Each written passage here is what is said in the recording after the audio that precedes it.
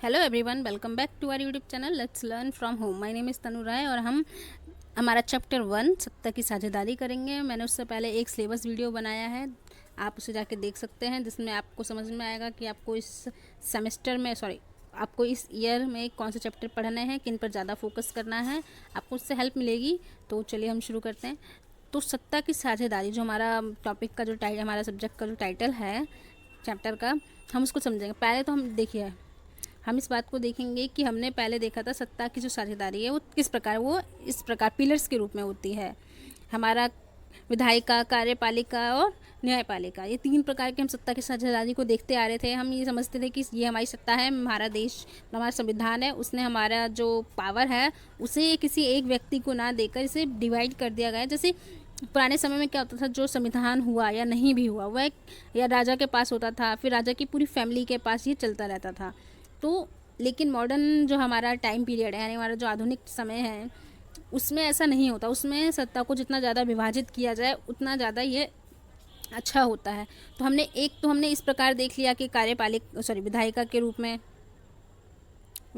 रूप में हमने देख लिया, फिर हमने यहाँ कार्यपालिका के रूप में, यहाँ हमने न्यायपालिका के रूप में देख लिया। अब हमने एक चीज़ और देखी होगी, जो भारत में है केंद्र सरकार, फिर है राज्य सरकार, फिर है तो हमारी, हम बोल सकते हैं सेल्फ गवर्नमेंट, हमारी स्वशासन की सरकार होती है जो। तो हम इनको भी समझने की कोशिश करेंगे कि सत्ता का विभाजन है वो किस प्रकार होता है और ये कितने तरीक़ों का होता है। तो हम चलिए शुरू करते हैं, लेकिन उससे पहले कुछ टर्म्स हैं जिसकी डेफिनेशन मैं आपको समझाने की कोशिश करूँगी, जो हमारे चैप्टर में बार बार आएंगे। तो पहले हम इनको समझ लें ताकि हमें चैप्टर के बीच में कन्फ्यूजन ना हो। हमारा पहला है सत्ता की साझेदारी। लोकतंत्र में राजनीतिक व्यवस्था की स्थिरता सुनिश्चित करने के लिए शक्ति का बंटवारा आवश्यक है। सामाजिक समूह के बीच संघर्ष की संभावना को कम करना वांछनीय है। यह सरकार की स्थिरता और राष्ट्र की एकता सुनिश्चित करता है। यहाँ पर कहने का मतलब ये हुआ कि अगर हमें लोकतंत्र को मजबूत बनाना है, उसे खड़ा करना है, लंबे समय तक बनाए रखना है, तो हमें जो हमारी शक्ति है उसका बंटवारा करना पड़ेगा। शक्ति मतलब हमारी जो जितनी भी सरकारों के पास जो भी शक्ति हमारे देश चलाने की होती है, उन शक्तियों का बंटवारा करना अनिवार्य है। वरना देश जो है या हमारी जो शक्ति का फ़ायदा उठाकर जो भी व्यक्ति, अगर किसी एक के पास शक्तियाँ आ जाती है तो वह अपने हितों को पूर्ण कर सकता है। तो हमें उन चीज़ों से बचने के लिए शक्तियों का बंटवारा करना जरूरी है, ताकि हम एक अच्छी सरकार या एक अच्छा लोकतंत्र बना सकें। हाँ, और फिर इससे क्या फ़ायदा होगा कि जितने भी सामाजिक समूह हैं उसके बीच में संघर्ष कम होगा और इससे देश की स्थिरता बनी रहेगी और हमारे राष्ट्र में एकता बनी रहेगी। आगे एथनिक या जातीय, ऐसा सामाजिक विभाजन जिसमें हर समूह अपनी अपनी संस्कृति को अलग मानता है, यानी साझी संस्कृति पर आधारित सामाजिक विभाजन है। किसी भी जातीय समूह के सभी सदस्य मानते हैं कि उनकी उत्पत्ति समान पूर्वजों से हुई है, इसी कारण उनकी शारीरिक बनावट संस्कृति एक जैसी है। जरूरी नहीं ऐसे देश के सदस्य किसी धर्म को मानने वाले हों या राष्ट्रता एक हो। यहाँ पर बताया गया एथनिसिटी का मतलब होता है कि वह लोग जो एक जैसे हो, जिनके पूर्वज वही हो जो आज के समय में हैं, ठीक है, और इनकी संस्कृति अक्सर एक जैसी होती है। और देखिए मैं आपको इसका एग्जांपल दूं कि जो हमारा पाकिस्तान और बांग्लादेश है, इनके जो पूर्वज हैं वो रहे तो सेम हैं, सब भारत के ही थे। इनका बंटवारा अब हुआ है, हमारे मॉडर्न टाइम में इनका बंटवारा हुआ है। तो इनका जो पूर्वज है या जो उनकी एथनिसिटी है वो इंडिया की एथनिसिटी की जैसे ही रहेगी, क्योंकि उनकी संस्कृति, भाषा, बोली एक है। लेकिन जैसे हमने देखा कि जरूरी नहीं कि वो एक देश के हो या उनकी राष्ट्रीयता एक हो। ठीक उसी प्रकार पाकिस्तान और बांग्लादेश की जो राष्ट्रीयता है वो अलग अलग है, लेकिन जो उनकी एथनिसिटी है वो इंडिया की तो है। तो यहाँ पे यही हमारा तरीका है कि जातीय वर्ग या फिर हम एथनिसिटी की जब बात करेंगे तो हम उसको इस प्रकार समझेंगे कि वो एक जैसे होंगे, उनकी संस्कृतियाँ एक जैसी होगी, भाषा, बोली, सब कुछ एक जैसा होगा। बहुसंख्यक बात का मतलब होता है, ये यहाँ पे है कि यह मान्यता है कि अगर कोई समुदाय बहुसंख्यक है तो वह अपने मनचाहे ढंग से देश का शासन कर सकता है। इसके लिए वह अल्पसंख्यक समुदाय की ज़रूरत या इच्छाओं की अवहेलना कर सकता है। यहाँ पे क्या है कि बहुसंख्यक मतलब कि कोई भी वर्ग या समूह या जातीय समूह, कोई भी वर्ग हो जो, ठीक है, वह बहुसंख्यक यानी उसकी जो संख्या ज़्यादा है और जो अन्य समूह हैं उनकी संख्या कम हो सकती है। तो यहाँ पर ऐसा कहा गया है कि उनका ऐसा मानना होता है कि जो बहुसंख्यक समूह है उनको शासन करना चाहिए, और उनके लिए ज़रूरी नहीं है कि अल्पसंख्यक लोग क्या सोचते हैं या उनकी क्या डिमांड्स हैं, उनकी क्या ज़रूरत है। ऐसे ही हमारा नेक्स्ट है सामुदायिक सरकार। सामुदायिक सरकार का मतलब होता है सरकार का वह रूप जो एक भाषा समुदाय से संबंधित लोगों द्वारा चुना जाता है। बेल्जियम में इस प्रकार की सरकार मौजूद है जहां डच, फ्रांसीसी, जर्मन भाषी लोग चाहे वह देश में कहीं भी रहते हों अपनी सरकार का चुनाव करते हैं। यहाँ पे कहा गया है कि जो सामुदायिक सरकार है वह ऐसा रूप होता है जो किसी एक भाषा या किसी एक वर्ग या किसी एक जाति, धर्म, इन सब की जो सरकार होती है वो उसका रिप्रेजेंटेटिव होती है और वह उसके लिए काम करती है, वह किसी और अन्य समुदाय के लिए कोई काम नहीं करती है। और हम इसका एग्जांपल बेल्जियम में देख सकते हैं कि यहाँ पे 3 भाषाओं के बारे में बताया गया है, जर्मन, डच और फ्रांसीसी, और इन सब की अपनी अलग अलग सरकार है वहाँ पर। अब है हमारा नेक्स्ट गठबंधन की सरकार। जब कोई भी पार्टी विधायिका को पूर्ण बहुमत प्राप्त करने में सक्षम नहीं होती तो 2 या 2 से अधिक दल सरकार बनाने में शामिल होते हैं। ऐसी सरकार को गठबंधन की सरकार के रूप में जाना जाता है। यहाँ पे कहा गया कि जब कोई भी व्यक्ति या कोई भी पार्टी जब पूर्ण बहुमत, जैसे हम इसका एग्जांपल ले सकते हैं महाराष्ट्र में, जब शिवसेना ने, बीजेपी ने, कांग्रेस ने, एनसीपी, इन सब ने, यहाँ पे 4 पार्टियाँ यहाँ पे बहुत ज़्यादा मजबूत थी, उन चारों ने ही पूर्ण बहुमत नहीं लिया। ठीक है, वो लोग जितना भी पूर्ण बहुमत का एक रेशियो होता है, अगर मैं आपको एग्जाम्पल बताऊँ कि माना वहाँ पे 100 सीटें हैं तो 100 सीटों में पूर्ण बहुमत हुआ 51 सीटों का। अगर कोई भी पार्टी इस 51 सीटों को पहले टच करती है, मतलब उसके 51 सीटें उसके हम बोल सकते हैं कि पाले में आ जाते हैं, तो वह अपनी सरकार बना सकती है। लेकिन ऐसा वहाँ पे हुआ नहीं। वहाँ पे चारों पार्टी मौजूद होने के बावजूद वह कोई भी सरकार 51 मतलब पूर्णतः 51 सीटें प्राप्त नहीं कर सकी, तो उन्होंने अलग अलग पार्टियों के साथ गठबंधन किया और फिर उन्होंने गठबंधन की सरकार बनाई। जैसे कि इसे देख जानिए, शिवसेना ने पहले बीजेपी के साथ ऐसा किया, लेकिन कुछ 1-2 दिनों के अंदर ही उन्होंने इस गठबंधन को ख़त्म करके कांग्रेस और एनसीपी के साथ गठबंधन किया। तो आप इसका एग्जाम्पल और भी जगह देख सकते हैं। और आप हमें बताइए कि और किस राज्य में गठबंधन की सरकार मौजूद है, आप कमेंट करके बताइए ताकि हम जान सकें कि आपको हमारी राजनीति में कितना इंटरेस्ट आता है। क्योंकि जब आप राजनीति सब्जेक्ट पढ़ेंगे तो आप इसमें इस भारतीय राजनीति के बारे में पढ़ेंगे, और भारतीय राजनीति को आप बिना समझे, बिना जाने नहीं समझ पाएंगे। तो यहाँ पे आपको समझ में आया होगा गठबंधन की सरकार के बारे में। अब जो हमारा आखिरी है गृह युद्ध।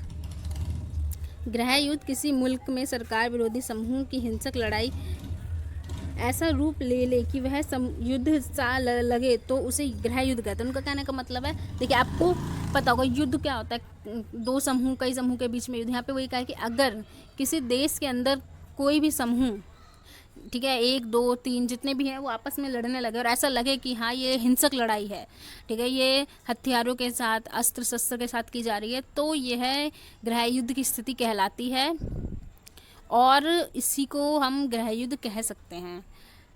तो हमने ये सारे जितने भी थे वर्ड मीनिंग्स हमने देख लिए हैं। अब हम टॉपिक को समझेंगे। तो हमारा परिचय शुरू होता है कि पिछले साल हमने देखा था लोकतंत्र व्यवस्था में सारी ताकत किसी एक अंग तक सीमित नहीं होती। आपको बस बताया कि विधायिका, कार्यपालिका, न्यायपालिका, इनके बीच बहुत अच्छी तरीके से कामकाज वगैरह बटे हुए हैं, इनकी शक्तियाँ बटी हुई है और एक दूसरे को ये नज़र भी रखते हैं कि ये अपनी शक्तियों का, देखिए जैसे ये है इस तरीके से, अगर एक बात एजुकेटिव है, ठीक है, लेजिस्लेचर है, हमारा जुडिशरी है, तो ये एक दूसरे पर नज़र भी रखते हैं कि ये अपनी शक्तियों के, अपने ही क्षेत्र में शक्तियों का मिसयूज़ तो नहीं कर रहे हैं।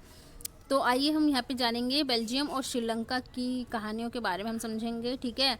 हम उनसे जानेंगे कि हम सत्ता की साझेदारी को और विभिन्न लोकतांत्रिक शासन को कैसे समझें, क्योंकि हमने श्रीलंका, बेल्जियम का यहाँ पे क्यों लिया है वो हम आगे जानेंगे। लेकिन उससे पहले मैं बताऊँ कि एक देश हमारा एशिया में है और एक देश यूरोप में है, तो इनके बीच में लोकतांत्रिक शासन का विभाजन पढ़ने में थोड़ा इंटरेस्ट आएगा, क्योंकि हमारा जो लोकतंत्र है, मैं आपको बता चुकी हूँ, लेकिन फिर भी कि लोकतंत्र जो है वो अलग अलग जगह पर अलग अलग तरीके से होता है और यह सब देशों के अनुसार होता है। ये किसी एक देश का दूसरे देश के द्वारा ना थोपा जाता है ना उसका कॉपी किया जाता है।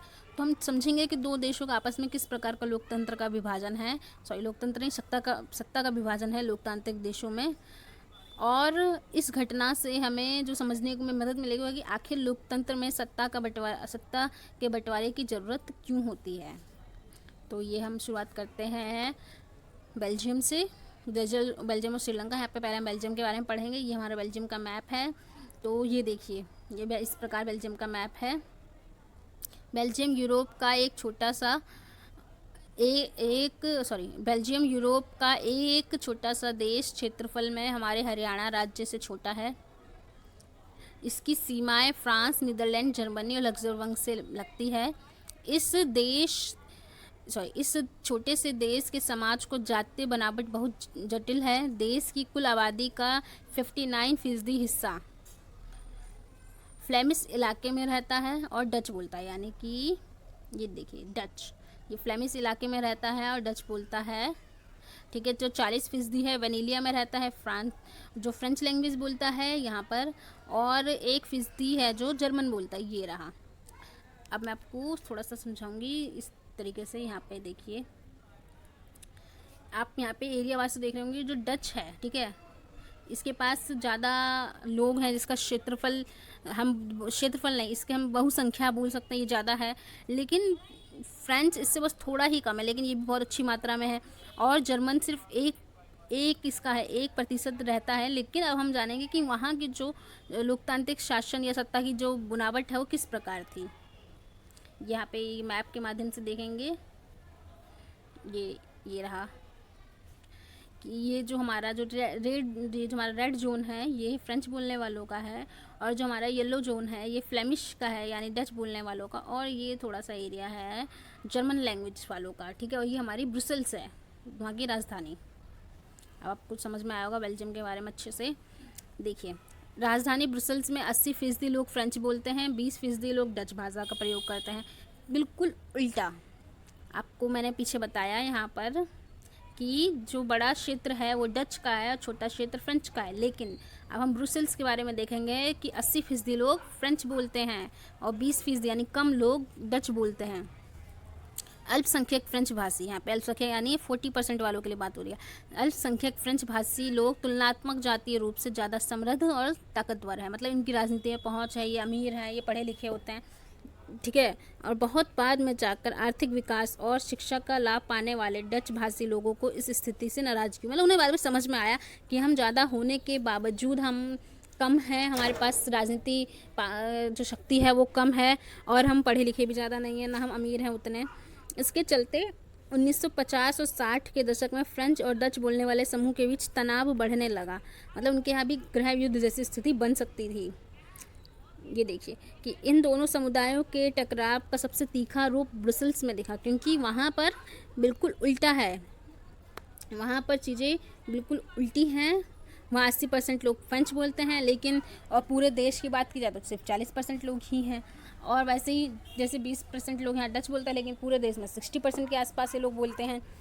तो आइए कि यह एक विशेष तरह की समस्या थी। डच बोलने वाले लोग संख्या के हिसाब से अपेक्षाकृत ज़्यादा, लेकिन धन और समृद्धि के मामले में कमज़ोर थे और अल्पमत भी थे। आइए इस स्थिति की तुलना एक और देश से करें। श्रीलंका एक द्वीपीय देश है जो तमिलनाडु के दक्षिण तट से कुछ किलोमीटर की दूरी पर स्थित है। इसकी आबादी करीब 2 करोड़ यानी हरियाणा के बराबर है। ये देखिए, ये दक्षिण एशिया, मैं आपको बता चुकी थी कि एशिया का भाग है। दक्षिण एशिया के अन्य देशों की तरह श्रीलंका की आबादी में भी कई जातीय समूह के लोग होते हैं। सबसे प्रमुख सामाजिक समूह सिन्हलियों का है, जिसकी आबादी कुल जनसंख्या के 74% है। यानी आप यहाँ पे देखिए, जो ब्लू है वो सिन्हली को रिप्रेजेंट करता है। फिर तमिल का नंबर आता है, जिनकी आबादी टोटल 18 है। यहाँ पे टोटल में मतलब इसकी बात की जा रही है। लेकिन तमिल के 2 समूह हैं, श्रीलंकाई तमिल जिसका 13% है। यहाँ पे देखिए जो रेड जोन है वो 13% की बात की जा रही है। और हिंदुस्तान यानी भारतीय जो तमिल है, ये वो तमिल हैं जो औपनिवेशिक काल में बागानों में काम करने के लिए भारत से लाए गए लोगों की संतान है। यानी कि औपनिवेशिक काल में जो व्यक्ति लाए थे, जो लोगों को ब्रिटिश लोग लाए थे यहाँ पर काम करवाने के लिए, फिर वो लोग धीरे धीरे यहीं बस गए और उन्होंने अपना परिवार यहीं शुरू किया, वह भारतीय तमिल है ये। और आप इनकी मात्रा सिर्फ 5% है। ये देखिए येलो जोन जो इनका है। और वह श्रीलंका की आबादी में ईसाई लोग को 7% है। वह सिन्हली और तमिल दोनों भाषाएं बोलते हैं। लेकिन जो यहाँ 7% है उसमें हिंदू, मुस्लिम और ईसाई तीनों रहते हैं, यानी ये ग्रीन जोन। आपको ये चीज़ समझ में आ रही होगी। चलिए हम आगे बढ़ते हैं। ये हमारा श्रीलंका का मैप है। देखो जो येलो जोन है ना, ये तो हमारा सिन्हली का, देखो आप इसका एरिया कितना है। लेकिन जो ऑरेंज जोन है ये है श्रीलंकाई तमिल का। देखो ये किनारे की तरफ उत्तर पूर्वी तरफ है ये। और जो डार्क कलर का है, ये है भारतीय तमिलों का।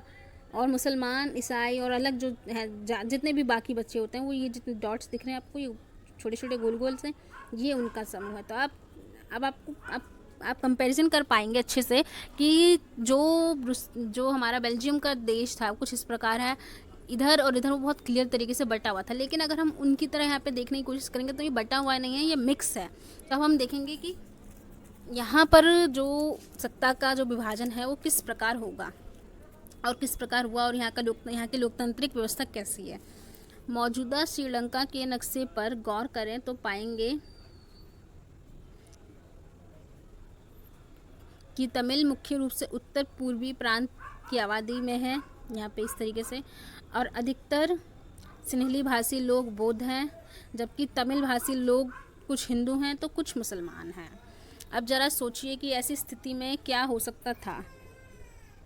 बेल्जियम में डच भाषी लोग अपनी बड़ी संख्या के बल पर फ्रेंच भाषी और जर्मन भाषी लोगों पर अपनी इच्छाएं थोप सकते थे।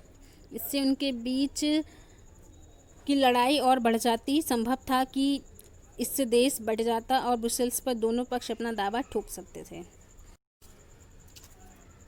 श्रीलंका में सिन्हली आबादी का बहुमत और ज़्यादा था और वे लोग मुल्क में अपनी मनमानी चला सकते थे।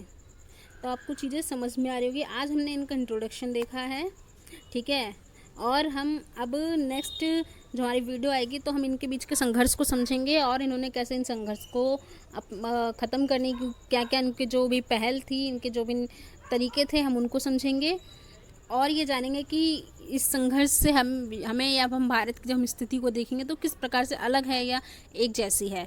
तो मिलेंगे हम नेक्स्ट वीडियो में। लेकिन आपको कोई भी दिक्कत हो या कोई भी प्रॉब्लम हो, आप कमेंट में पूछ सकते हैं। वीडियो को लाइक करके बताइए कि आपको कैसी लगी और शेयर ज़रूर कीजिएगा अपने फ्रेंड्स के साथ, अपने फैमिली मेम्बर जिसे आप जानते हैं जो क्लास 10 में हैं। तो हम मिलेंगे नेक्स्ट वीडियो में। Thank you.